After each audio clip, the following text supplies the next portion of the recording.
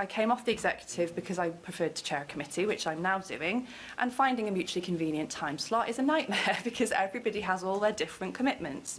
They are all part-time councillors, none of them are executive members, so these things have to be sorted out.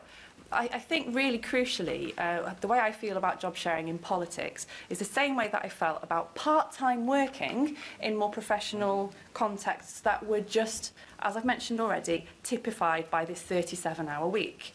You know, and that if you don't fit that mould, you're seen as odd, and you're holding all this awkwardness. So having to manually do my adjustments for the time clock every week to rectify problems with the fact that I was part-time, instead of the organisation corporately saying, we welcome part-time working, we don't want anybody to feel like they're a misfit, and we're going to rejig the clock so that you don't have to do this, you know, and actually, as austerity started to bite and Swansea Council put out a policy of actively encouraging people to think about reducing their hours, the number of people who said, oh, it's just such a nightmare working out the annual leave, I'm just going to stay full-time, you know, it shouldn't be like that. It shouldn't be like that. So the initial training sessions that we had when we were first elected, everybody has to go to them, and you only got two choices about when they are, and if they both clash with your other job or with your childcare commitments, you don't go. Well, why aren't they just recorded? Why aren't they recorded and played on a loop in a room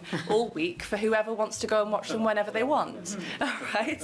And you know, there are more creative and flexible ways of working. Yeah. And actually, I've worked in organisations that did not have any full-time staff. You know, because you're on grant funding and it's all very squeezed, and you just completely got away from that full-time equivalency barrier that was containing everybody. Everybody just did what they did, and everybody had to acknowledge, well, so-and-so's not going to be in on that day and so-and-so's not going to be in on that day. You have to make things work between you in a more collaborative way and as more of a team.